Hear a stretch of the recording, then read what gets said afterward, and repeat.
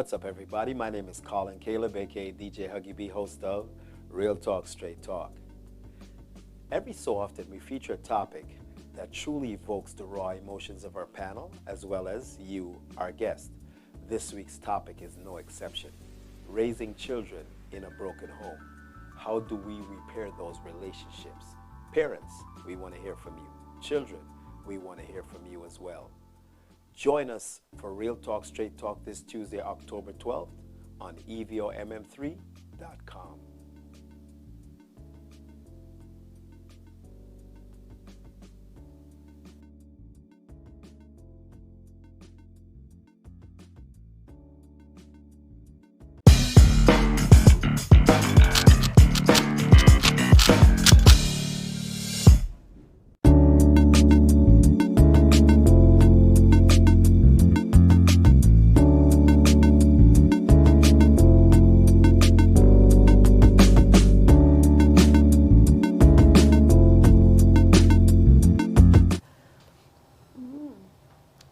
Welcome to another edition of Real Talk, Straight Talk.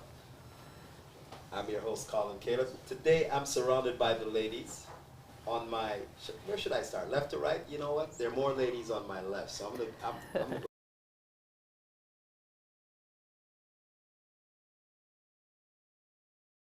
you turn back off. Yeah, you know what? To my far left, we have Maria. Everybody should know by now, my beautiful co-host, Miss Ivo Di Bashangi. And I always get in trouble when I don't say her name right, so by now I should be well trained. To my right, of course, Angel. I gotta send a big shout out to everybody that's right behind that you can't see, right? So you know what I'm gonna do? I'm gonna see if my cameraman can swing the camera around and show everybody here right now. We're inside Up Like 7 Barbershop, right? Swing it around, swing it around. We'll do it one time. Yep, people, that's a swing around. Oh, get it up. Woo, one. Show, yeah, don't worry about that. You know what? Go over to put over. Yes, sir. Up Like 7 Barbers, right? Right? Hit Jermaine, go back the other way. All right. All right, so, all right, bring me back on the main camera. Yes. So we're Up Like 7 Barbershop in London, Ontario, located at Clark Road. I forgot the actual address. Please, Puka, don't kill me. 125. 125 Clark Road, right? So, you know what?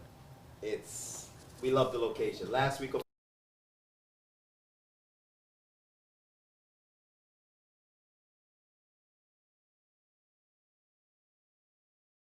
Pastor Charmaine from the Wheaton Community Center, London's first black community center.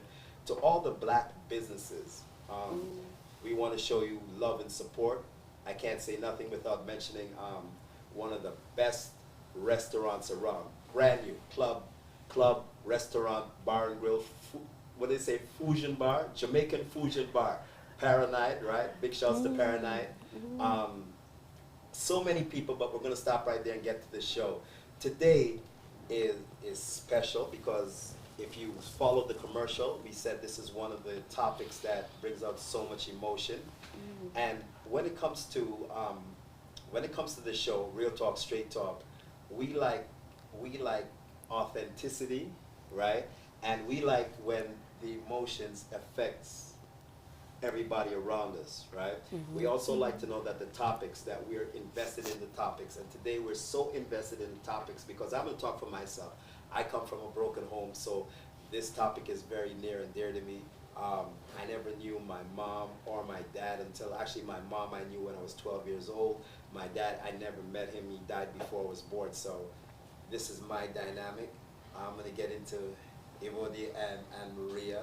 But for Maria, I'm going to say welcome to Real Talk, Straight Talk. Thank you.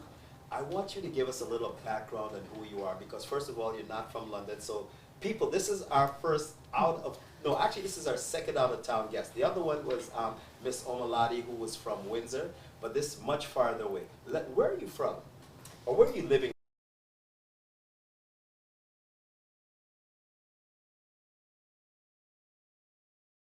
Everybody's mom, and she encouraged me to come here today and be with you guys and be part of the show. Okay. Now you have an interesting background. You're doing so much work out in Edmonton.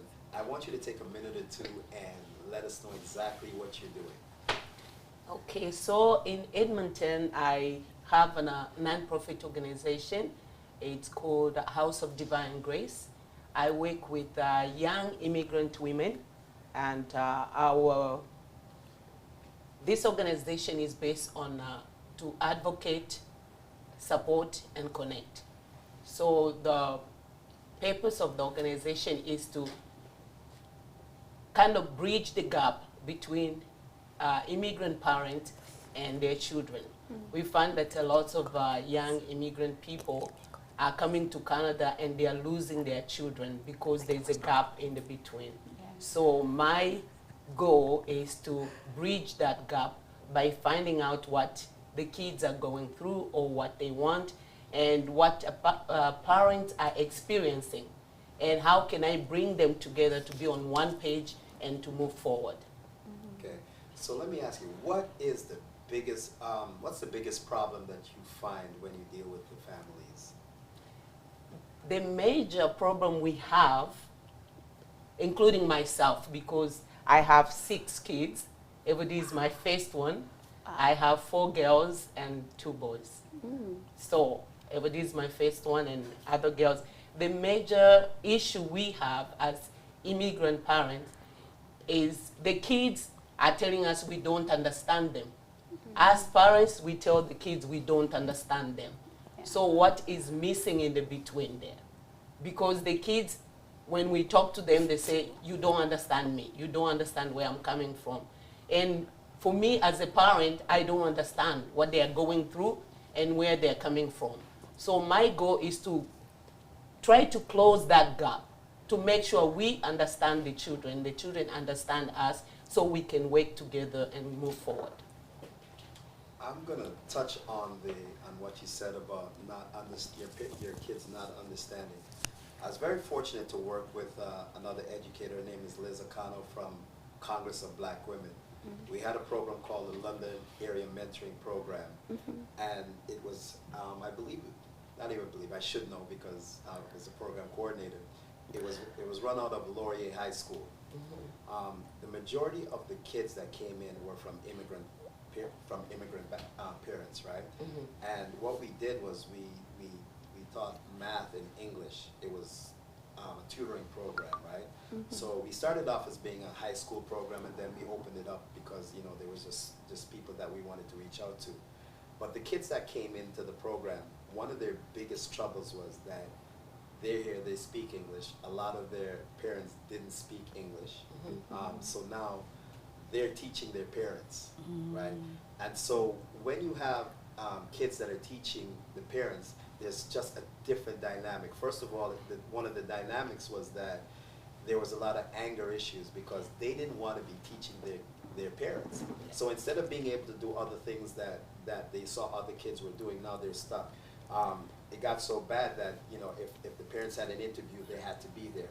Everywhere that the parents needed to converse in English, they had to take on that responsibility. So in essence, they were being robbed of their childhood, right? Yes.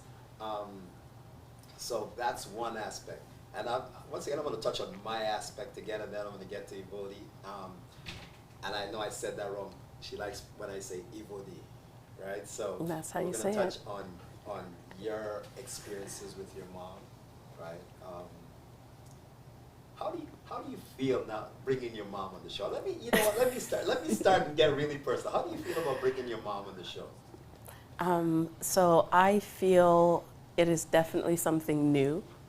It's definitely something huge because it helps to break barriers.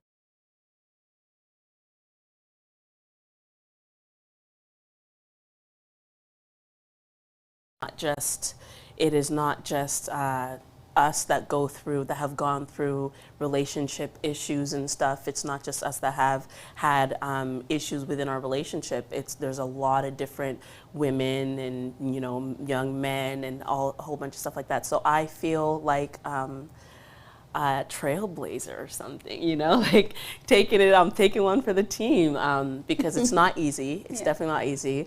I really hope that nothing's taken personally. But I know she's not gonna take it personally, but this is such a personal experience. Yes, Right, yes. right. I had the fortune of actually picking you guys up. So you guys were in the Vic with me for a few minutes, and I listened to your mom talk about you a little bit, and she said that you're her on steroids. I think that's what she was. You're her on steroids, right? I have a daughter. She's a lawyer, and I always say that she is me on steroids, right? So I can relate to she is. I thought I was mouthy. My kid is mouthy plus, right?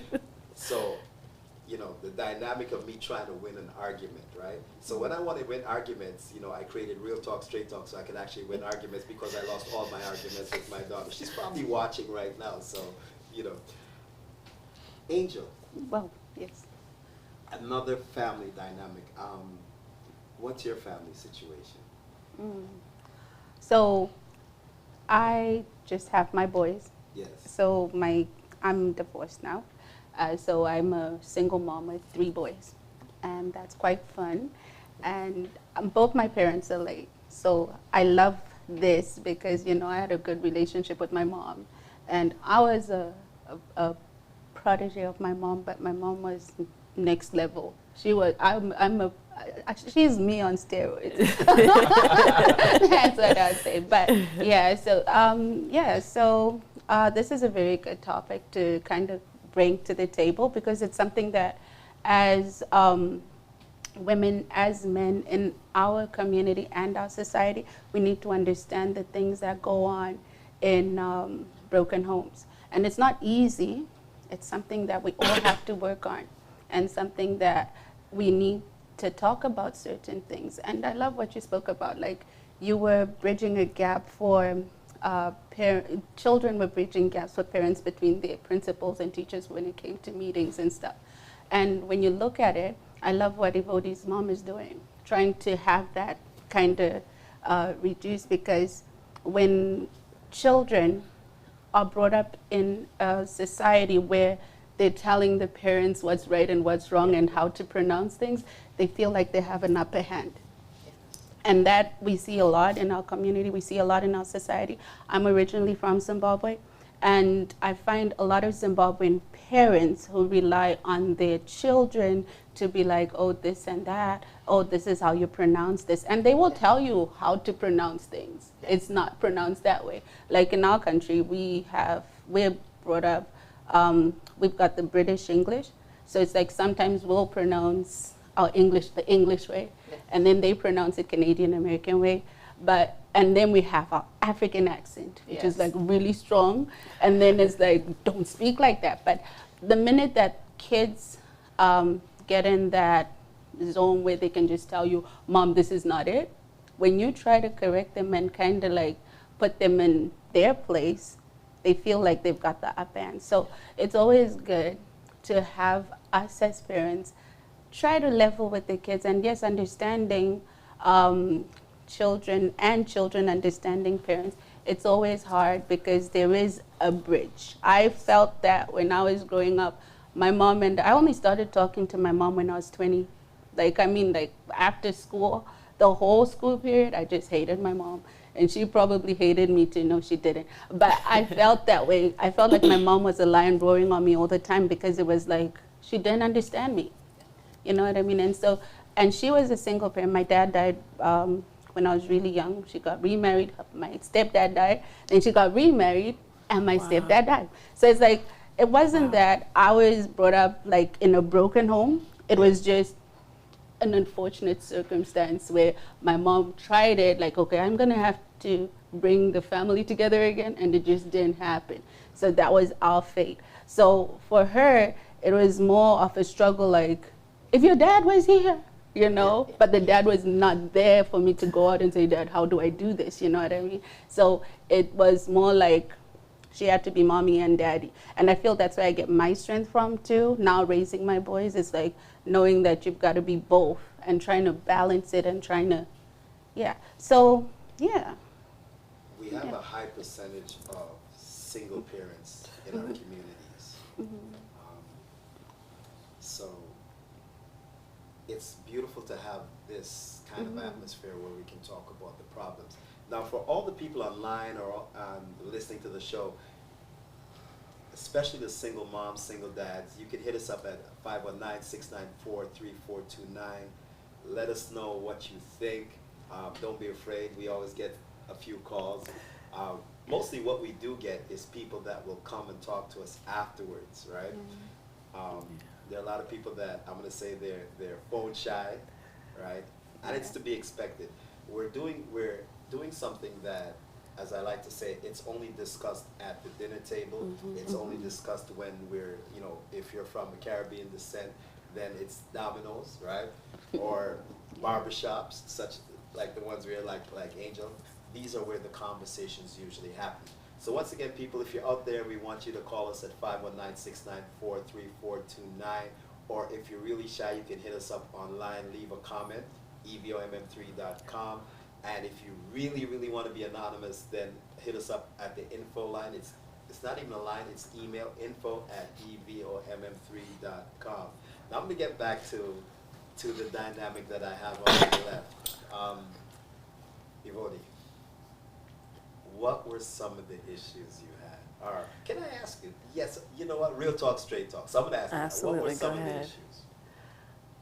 Well, it is that main thing that my mom had addressed before, which was that I was not understood. And I didn't understand her, and she didn't understand me. And as a child, like sometimes when you're young, you're very selfish, so you're not looking to understand your parents.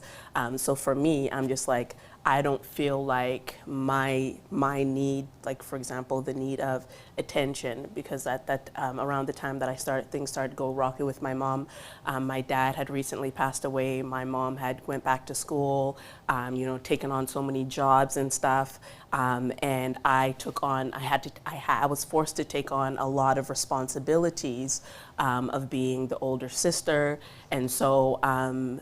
And it just wasn't, and like naturally, I'm not the type of person that likes to be forced to do anything. So I naturally rebelled. And in school, on top of that, we went to an all-white school. My mom tried to keep us in good areas, good areas when it comes to home, when it comes to trying to go to the best schools.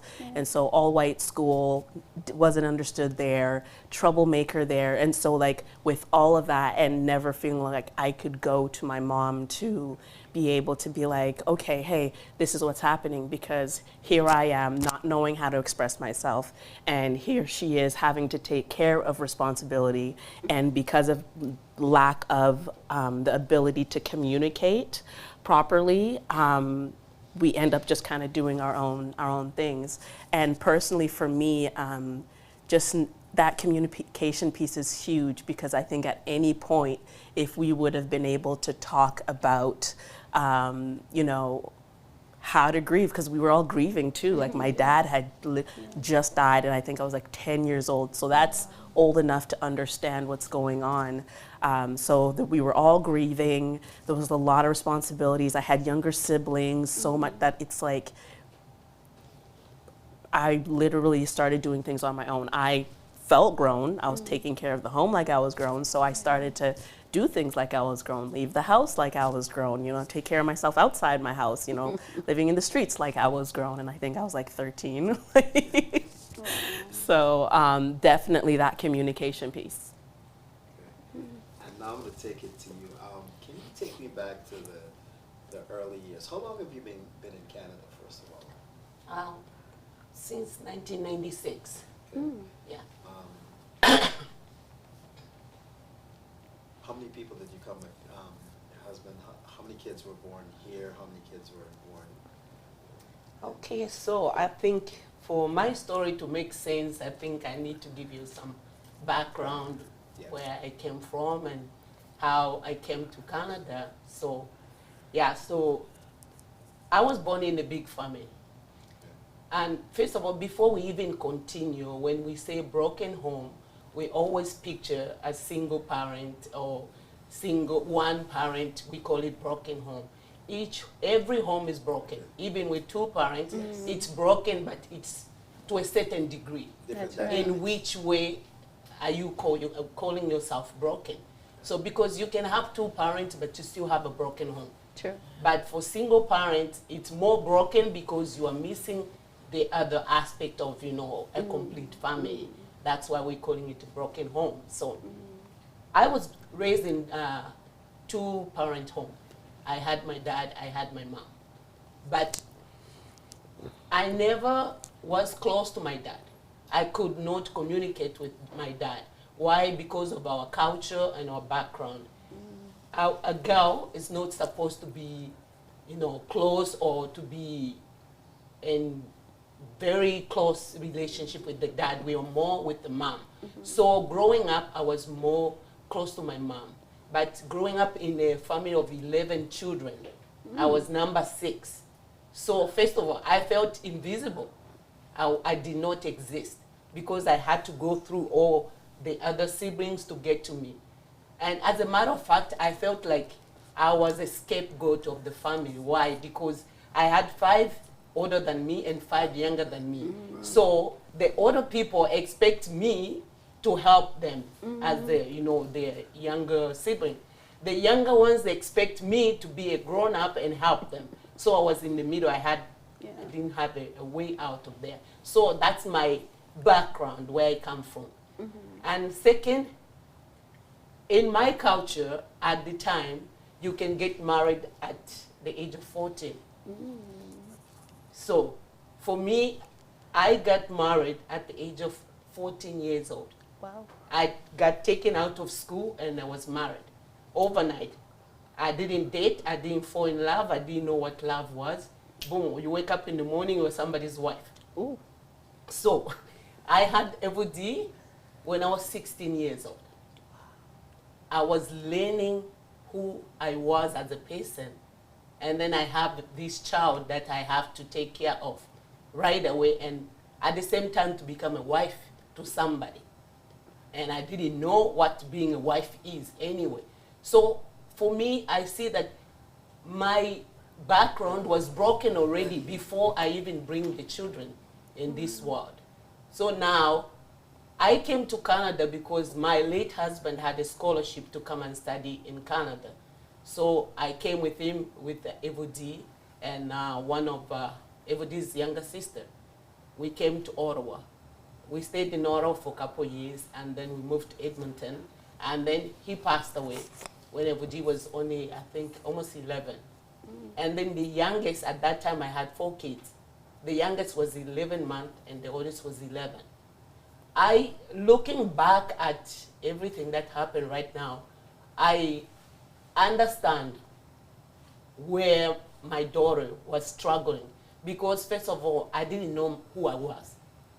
I went from a schoolgirl to somebody's wife to a mother, and boom, I became a widow at the age of 27. No way. 27. As she said, I had to go back to school. My husband passed away on the 1st of January. I went back to school on the 1st of February. I went back to school. Now they were in school and I had to go back to school. So that's where everything got lost. I didn't have time to take care of them. I had to go to school. I have to do 2 jobs to be able to pay all the debts that that I inherit from my late husband. So I had to pay off that money and then take care of the kids and be the mom and the dad at the same time. So it was very hard.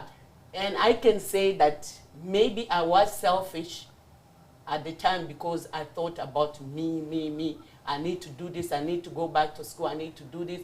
But I did not have the tools to be a mother.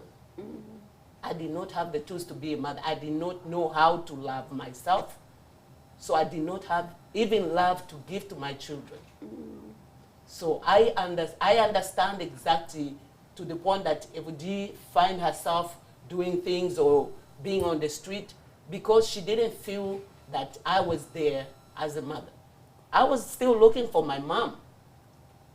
I wanted to be beside my mom or somebody. So we were all lost at the moment. Yeah.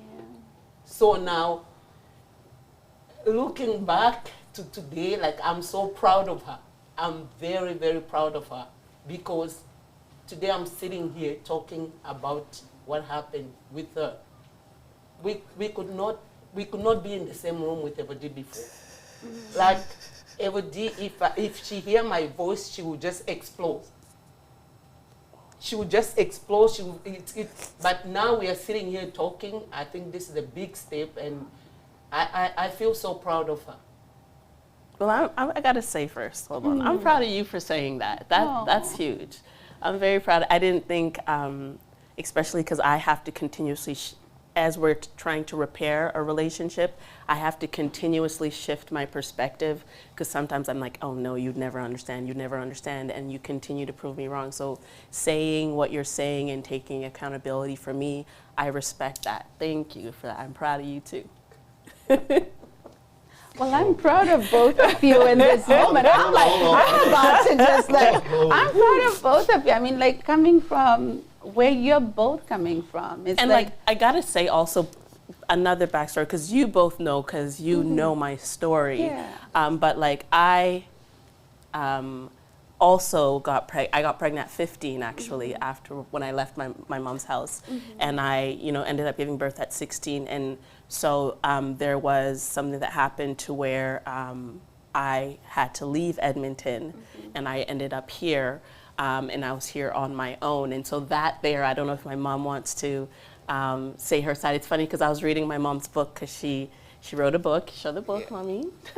We're going to get into the book. We are going to get into the book. Yes. But there it is. And so I'm reading her perspective of what happened, because so I was pregnant. I had to leave Edmonton. I wasn't able to cross the border, and so I had to stay in London, Ontario, a place, on Windsor, a place where I didn't know anyone. We didn't know anybody, and so I stayed there, and my mom continued on, and so that's where a lot of the bitterness and the anger for me, because I was 7 months pregnant, and of course I wasn't feeling anything. I repressed everything, but that's where all of the friction, going forward, came from. Just so people have backstory, was because I was like, okay, well, if this is what's happening, I got to do this kind of on my own. Then I don't want to even, you're not my mom. I'm not going to call you for anything. I'm not going to,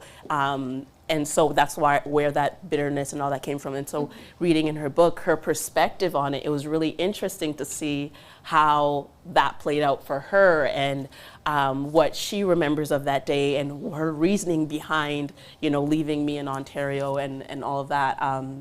And yeah, so it's just very, very interesting, because that was like a major part of our relationship being the way that it was when I was pregnant. I felt like I needed her, because I don't know what else to do, and I felt abandoned and rejected for a very, very long time. And that's why after that, I was just like, no, I'm not asking for nothing. I'm not coming back. So I even usually, it's usually my mom that's always inviting me back to come to Edmonton and all that, because I never wanted to come back, because I still had that bitterness from that experience. So I'm so proud of both of you. Honestly, it's like, as parents and daughters, especially mending those type of relationships, and just hearing her coming from being a child mom, and then you going through the same experience as a child mom, it's like one of those things that you're like, as you get older and you start understanding what it's like going through that, you start understanding your mom too. right. Yeah, so it's not a lot of people come to that point of understanding. They hold on to bitterness, and I think we had a conversation before about bitterness and how that holding grudges kind of takes away from the good things you see in life, right? The good things, you miss out on a lot. Right. Because like if you held that grudge, right now you wouldn't have a relationship with your mom, and Right. if she held a grudge that, oh, whatever, she doesn't want to listen to me or whatever, you guys wouldn't have that relationship. And I feel a mom-daughter relationship is the best thing ever, because that bond is just, Absolutely. It But, breaks yeah. curses, really, because does. not having a mother, Yeah. then I go on and I'm like, I don't know how to be a woman. You know, Yeah. I barely knew how to cook. Yeah. You know, I barely knew how to take care of myself and my home, yet alone my children. Yeah. And so, like, I was making so many mistakes. And again, it's just funny because when I was reading my mom's book, I was like, oh my gosh, like, I'm making the mistakes that she was making, but because we never had a conversation. And I remember I was talking to someone in the studio about this, about how having conversations with our parents where they're able to tell us what they went through and their mistakes and all this kind of stuff will help us so that we know what to look out for. You know, I even got into a relationship, and I remember my relationship reminded me so much of the relationship my mom had with my dad. Yeah. But because, again, I couldn't just call up my mom and be like, hey, mommy, like, what was that, you know? So again, it kept me in a place where I started seeing myself behaving in ways where I'm like, I remember my mom used to do this, and I used to get angry with her. Now I'm doing it to my daughter. That's right. And that was heartbreaking. I was like, no, I can't. I can't blame her anymore, because now this is me, and I'm making the choice to do this. No, then it couldn't have just been her fault. Yeah. And when I look back, like most of the time when I was inviting you back into my life to come and live with me, my goal was to help you. I knew that it's not easy to be a young mom and far away from home. You needed me. And every time you come and you do something crazy and you go back, I never got mad or hold anything. Why? Because I knew that she did not hate me. She hated what she became. What she hated is a mother figure, not me. Me as a person, I know she loved me. I came to Evodi's house and I look in her closet. She have almost exact clothes that I have. And I'm like, this is just me in a, you know, it's different version. Yeah. So she hated a mother figure, not me. That's when I learned how to detach whatever she was doing to make me mad or to offend me. I detach it from myself. I step out of that mother figure, I become a person as me, and compared to, does she like me as a person, not as a mother? Because she became a young mother. So she hated that. Now when she expressed that, it looks like she hated me. But she didn't hate me. She hated the mother figure that she became, that she was not ready for it. That's what I thought about it. And that's what helped me to keep reaching back to her and bringing her back to me, because I know she did not hate me as a person. She hated the mother figure that she saw, the mother who was not there for her, the mother who could not support her or listen to her. That's what she hated. She didn't hate me as a person. So both of you have touched on a very important, forgive me, Colin, I'm just talking away here. Oh, man. I'm happy. Listen, They touched on I'm a really very speechless. important topic about Evodi, when you spoke about how you did certain things that reminded you of, oh my gosh, I'm doing this, my mom did this, I don't want to be this person. When we're coming back to these relationships, how we mend them, especially in broken homes, I was looking at the hierarchy of needs for children, right? When you look at the hierarchy of needs, there's different hierarchies. I wrote them down, like Maslow's law, hierarchy of needs. So first we have the Security, safety, the safety, right? basic So needs. give me 1 second here, let me get myself together. So physiological ones, where we want the water, the food, the sleep, the clothing. Children don't need reproduction, so I'm going to put that aside. And we need the safety needs, where it's a personal security, especially for children, right? And then love and belonging, you know, just that sense of belonging somewhere, and that sense of connection. And self-esteem, that's the respect, the recognition, and everything. And self-actualization, where there's a desire for everyone to reach a certain level in life. And when we have family, it's time to push. So, like in my instance, I have my 3 boys. And leaving a relationship for me, I was in a relationship that wasn't healthy for either me or my children, right? But as a parent, you keep going back to that. Because honestly, I was in that relationship since I was 22. And I stayed, I only left when I was turning 40. Wow. Right? That's like, finally, like, this is it. But during that period, I went back and forth. I went back. I left at first when we were still younger, when I had my first son. I left. And then, you know, it's like, you leave a relationship because you know it's bad for you. But then you're surrounded.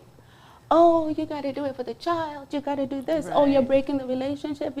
And then it's like, as I was in America before, and honestly, coming from Zimbabwe, people don't break up. Yeah. The whole family will come at you.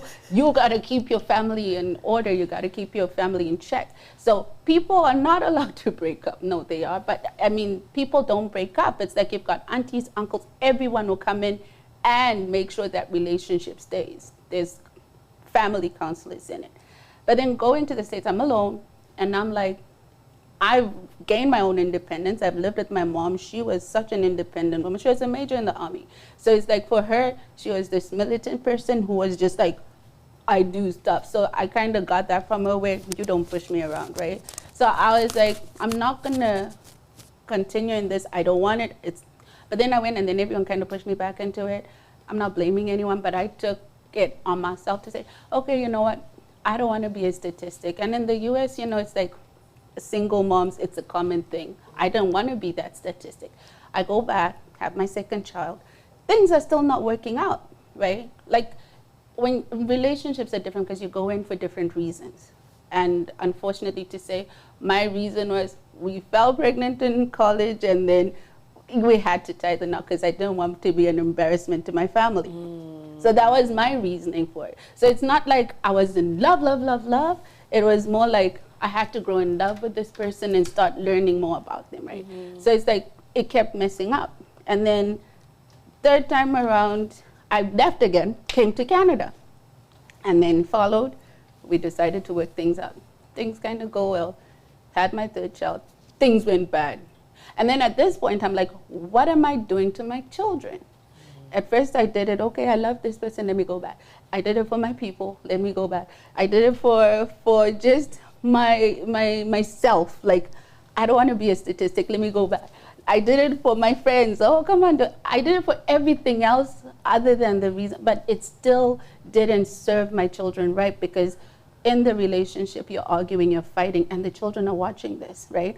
And there's certain things in life that I picked up from my family growing up, where I said, I don't want to be this.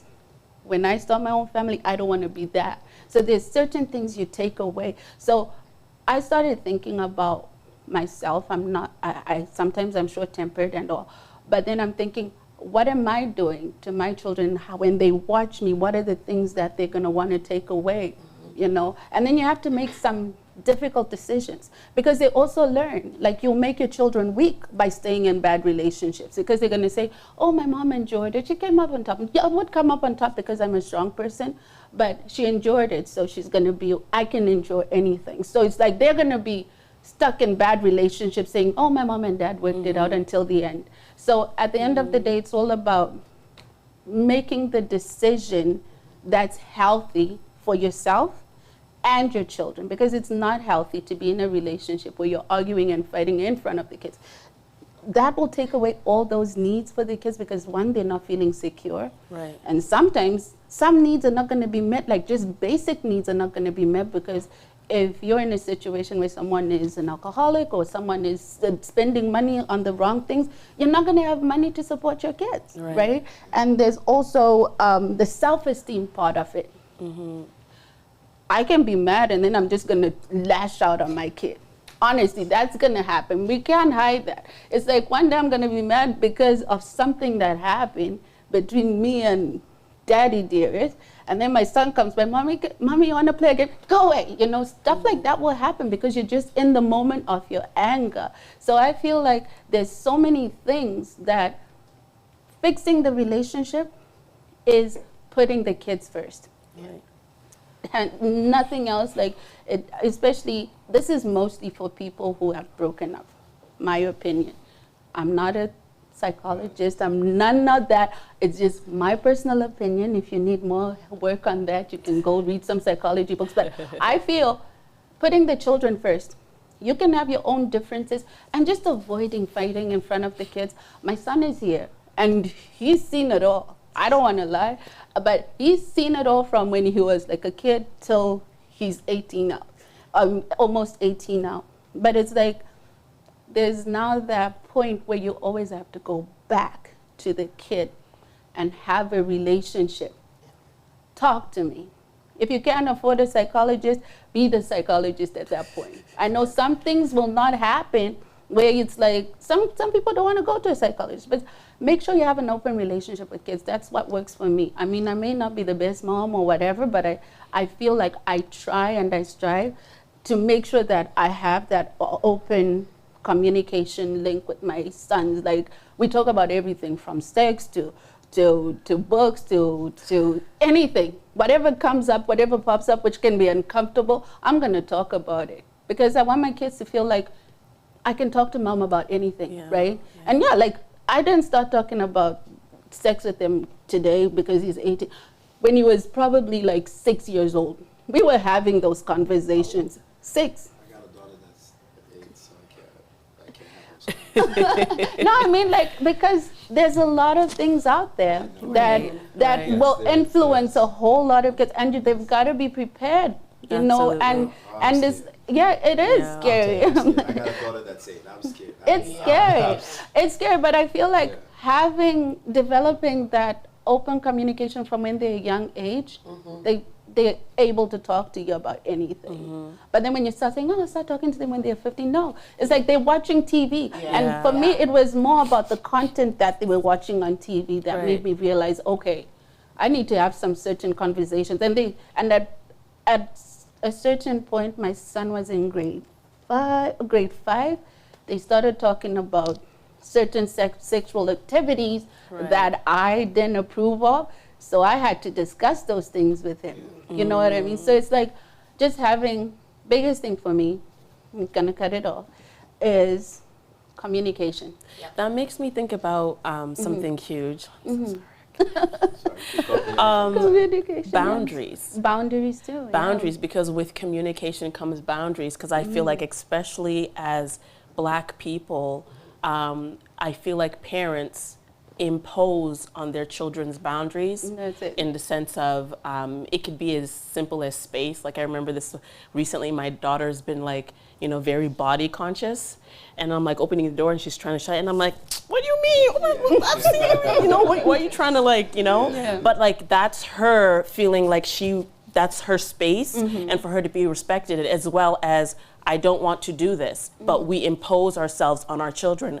I don't like when I'm being spoken to like this, but we do it anyway. So like, almost like I saw this quote saying that if a parent, the way we treat our children, we don't want other people to treat our children in that way. But because we're parents, we think it's okay to, take away their right to choose or all this. So like, and it's different because, let's just say in Africa, is that something that, we need to discuss also? Is in Africa, are they doing it? Or in Jamaica, are they doing it the right way? Who knows? I'm not in Africa to tell, but like, that's why we come here and everyone's like, oh, children's right. This country's making our children rebel and think they have rights. Well, children do have rights, They have the right to feel safe, and they don't want to feel like put down. They don't want to, and I obviously it feels insulting because you feel like, oh, I own, I don't, we don't own our children, and we don't have the right to insult them, to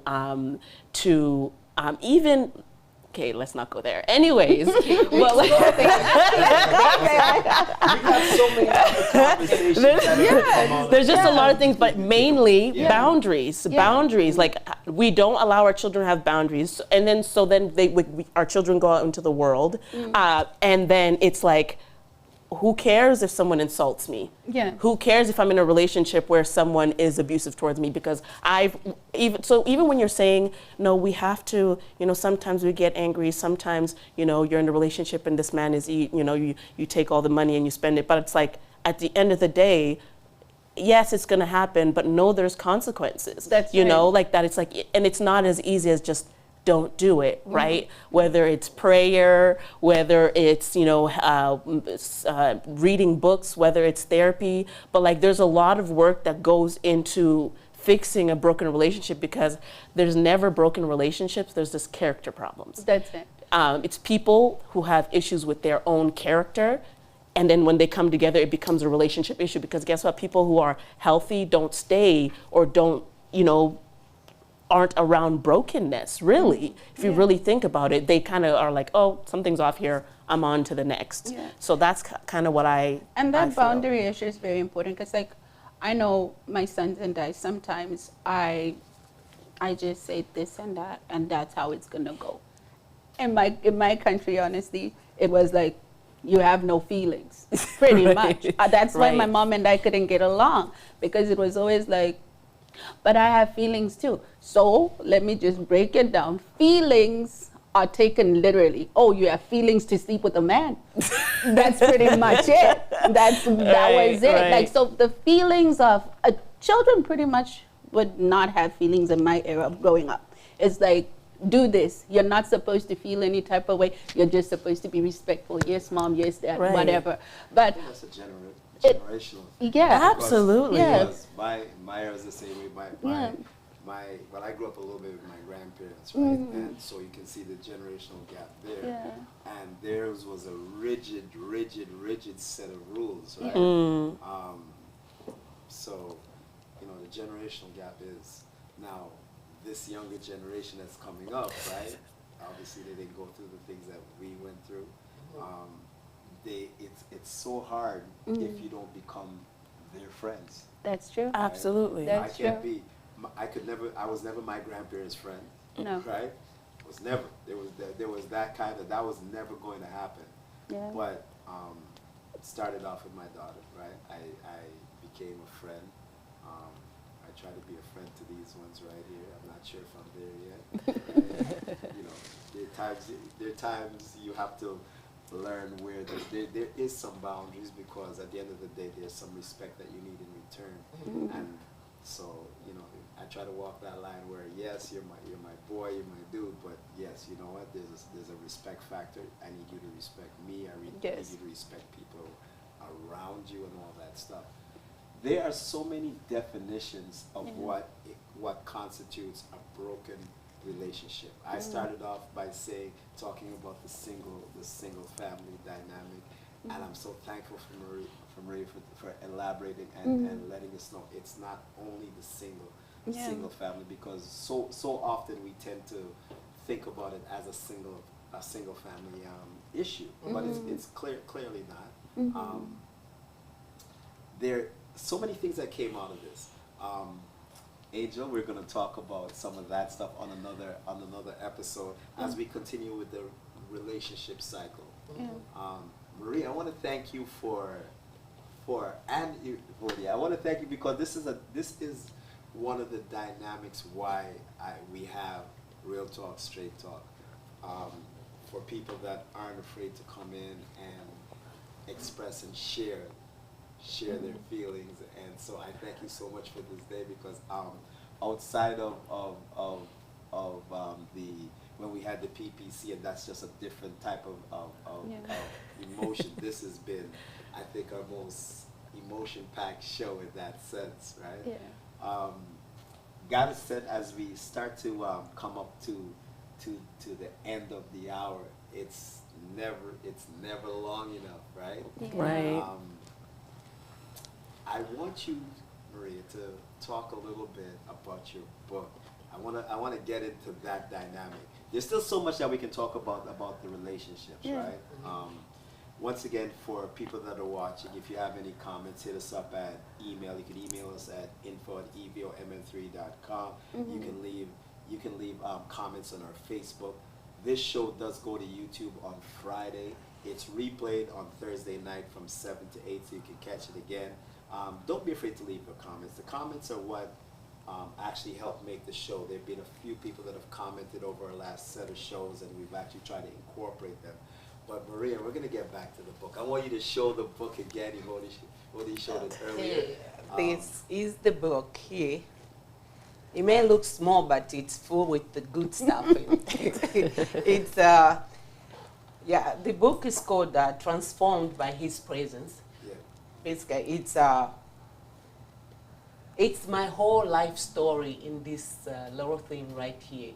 And this book, if you check on dedication of this book, I dedicated to my children. Read the dedication. I want you to read the dedication, right? Please. You read it. Oh, you're gonna let her. Oh, excuse me. Yes. Because Okay. You put my real name on here? Okay, so this book is dedicated to my 6 children, Ntumba Bashangi, Chinanda Sentish, Eze Kabwe, Precious Gloria, Divine Grace, and Malik Jabari, who are my inspiration for writing. Despite being their only parent, they've always been there to cheer me on, and offer encouragement when I felt less than capable. My kids believe in me when I myself didn't believe in myself. I could finish this book before I could even finish this book. They would bring me tea when I looked discouraged, on the verge of giving up, and asking if there was anything they could do to lend a helping hand. They always remind me how proud they are of me, and even attempting to write a book, even helping each other around the house to give time to focus on prayer while trying to get inspiration for what I should write. I thank God for blessing me with such loving and considerate children, and for keeping me in good health for the duration of this book writing process. Oh. Wow. yeah, so Wow. yeah, the reason I wrote this book is, first of all, it's our relationship, me and Evody. Because I don't blame Evody for doing whatever she was doing. When I say Evody, she's like mini me, is growing up, I never wanted to be a girl. From like a young age, I hated the fact that I was born a girl. I thought being a girl was useless. You know, like you have nothing to look forward to. So I focused a lot of, you know, on being, I wanted to be a boy because I feel like boys, they have more freedom. Freedom, they grow up and, you know, they don't have, you know, much requirement. We don't require much from the boys, like, especially in our culture. You know, so where I come from, girls are expected to be, you know, to behave themselves. Girls, they need to behave themselves. They need to listen. They need to act proper at all times. You can't, you know, be misbehaving or doing things that it's considered not good for girls.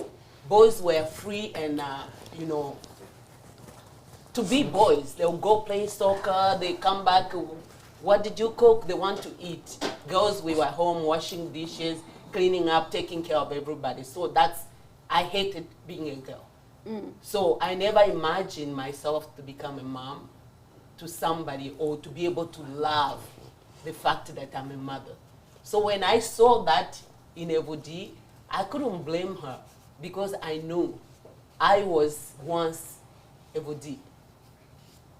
I was once Evody. So the book is about the way I got transformed by God, you know, believing in God, praying to God, you know, to want to know why you created me a woman. What's the purpose of me being a woman? So going through everything that I went through, by the end of this book, I find out that there was a reason why I was born a woman. There is power in being a woman.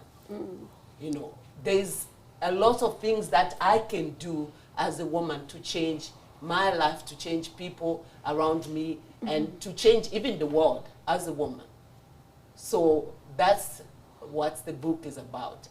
You know, there is a chapter in the book that I wrote about Evody, and I hope she didn't get to that yet. But this chapter is, it made me understand how to love her despite of everything that was going on. Amazing. Yes, I know she blamed me on a lot of things because she felt like I was not there for her. And I take responsibility of that because as a parent, I'm responsible to make sure she has everything emotional support, financial support, everything. But there was a time that as a parent, you were faced with a decision to make. You know that both A or B is going to be bad, but which one is more bad or which one is, less bad. So that's the reason I wrote this chapter, because when I came to Windsor with Evody, we were going to the States, to my brother. I have my big brother in the States. When I found out Evody got pregnant, I was very broken. I was very broken. I'm like, I'm here, I just finished school. I started my job with Alberta Justice at the courthouse as a court clerk.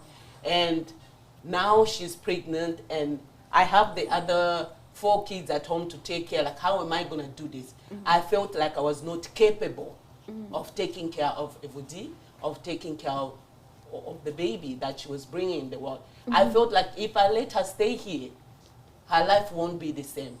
Because as she's told you herself that she was very rebellious. She was very rebellious. She didn't feel like I supported her. She didn't feel like I was a mother that she needed. So I knew that regardless, even if I keep her, at one point she's going to take off, she's going to leave the kid with me, or something's going to happen to her. So the only way I could protect her is to take her to the States, to stay with my brother. We went to the border, we couldn't go through. They said it's school year, and why is she going to the States? And she's pregnant, does she have insurance to stay in the States? They deny us the visa. So now I'm thinking, if I take her back to Edmonton, it's not going to be good. What can I do? And the reason was to save her life. Because some of the people that she was involved with there, they were not good people. They were not good people. So I thought, if I take her back, I don't know, I'm going to lose my daughter, because I loved my daughter so much, and I didn't want to lose her.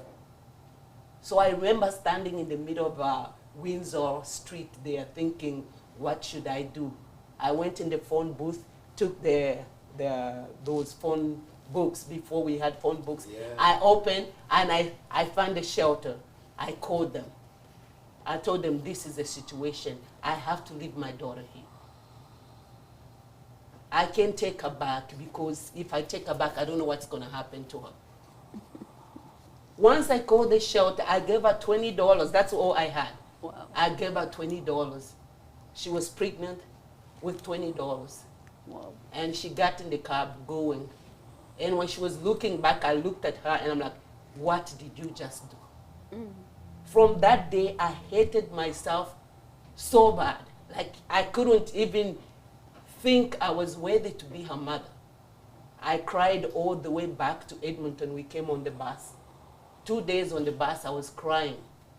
I'm like, what did I just do? I hated myself so much to the point that I even confirmed the fact that I didn't want to be a girl. Like, this is what girls get when you are a girl.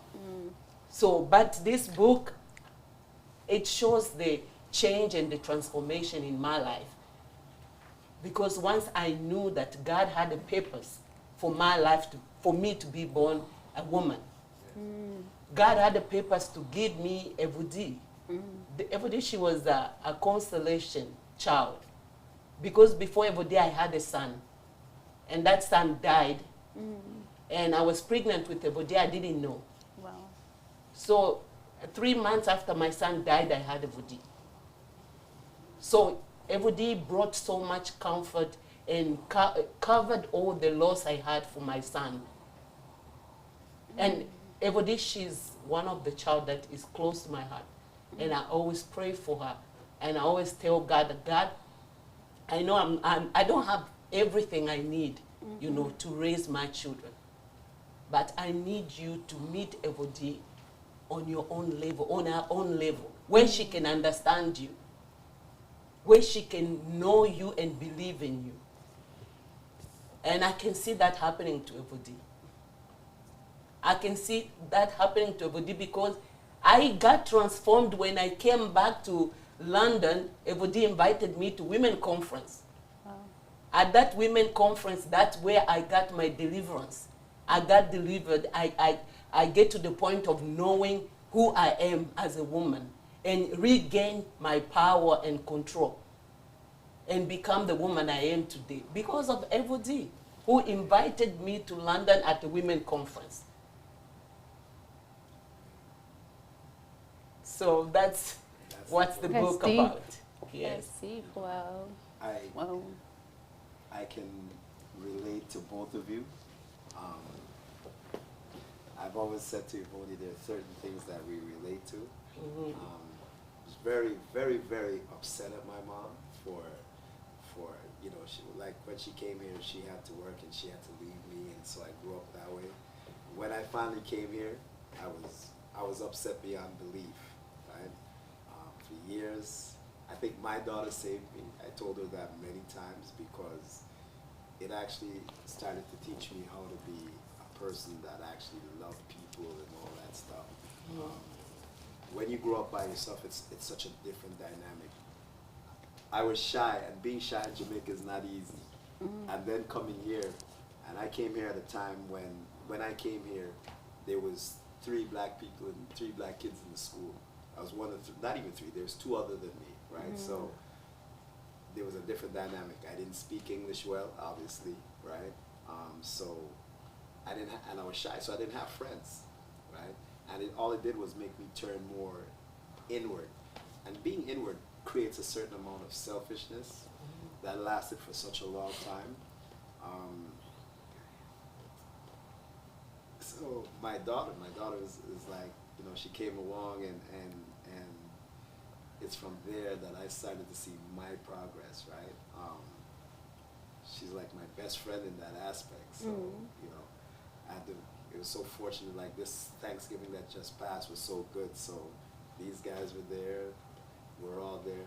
She's got a 9-month-old, so I'm a grandfather. So just to be part of that dynamic and realizing that I've made it this far. I've done a lot. There's so many things that I've done. But I think the biggest thing I've done in my life is be a father and be a better father. One, like I said, my father died, so it's not that he was battered, he just wasn't there.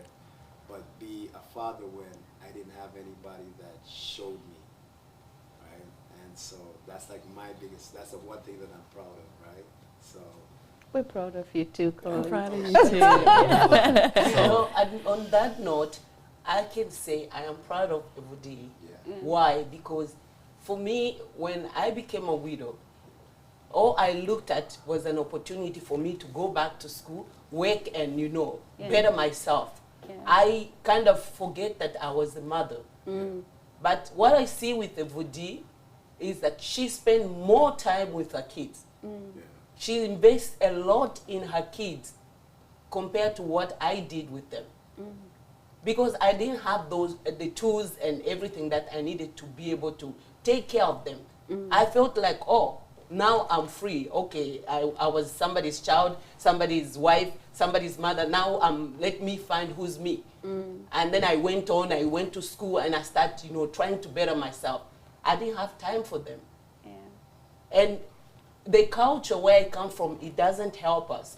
I think what everybody's talking about, boundaries and everything, is something that we struggled. It's new to us. Yes. It's new to me Because too. it's not like in our culture. it's not boundaries. Like It's not in our culture. So that's why I have this House of Divine Grace, because I know most of parents, we struggle. Why? Because the way we were raised and the way we have to raise our kids here is 2 different things. That's right. And the problem is, as parents, we are not very easily to adapt and say, okay, let me learn the new way. Let me listen to my kids and see, like, oh, what do you want me to do? What do you think we should do to kind of meet in the middle? You know, we are not giving ourselves that chance to kind of trying to learn from our children or trying to meet in the middle. We want to be the parent that we saw our parent was and their parent. And not even taking in consideration that the environment is different. That's right. The peer pressure that they are going through in schools outside there is different. We are stuck on being African parents, we are stubborn. We know this is it and that's it. So I think she's doing good. As the mother, she's doing very good. I'm proud of her. And Amazing. On that note, I've got my camera guys telling me it's 2 minutes, it's 1 minute, or it's past time, and all that stuff. I gotta thank Maria. I want to thank you. Dodi, I want to thank you so much. I want to thank both of you all for bringing the personal and putting it on the program. Of course, Angel, thank you again. To Up Like 7 Barbershop, put on the crew. Want to thank you for providing us with the venue to Very film it. beautiful. And it's- Very beautiful space. I think I want to come here more often. We're coming back. We're coming back. We're coming back to Angel. We're coming back to Up Like 7. We're going to be back in our natural element because next week, on a different level, it's another. I'm gonna say it's emotional in a different way. We have the London Police Services coming for a 2-part podcast. So for the 19th and the 26th, we're going to have the deputy chief, and we're also going to have one of the black sergeants. I so forget his name, but I will remember it. You'll see it tomorrow on the commercial. You'll see it on the flyer. The flyer's coming out tomorrow. We have London Police Services in the house next week, Tuesday. It's going to be an open forum. If anybody's interested to be part of the studio audience, you have to go to the WeenCommunityCenter.com and fill out. I think there's an application form. They just want some information. Ween Community Center. You can find that on Facebook. You can find it on Insta, or you know what? RTST on Insta as well. RTST on Facebook. RTST on YouTube. Let us know if you want to be part of the studio audience. And this is what we call a blackout. Once again, thanks to everybody for being here. This has been one of those shows, right? Yeah. Thank you.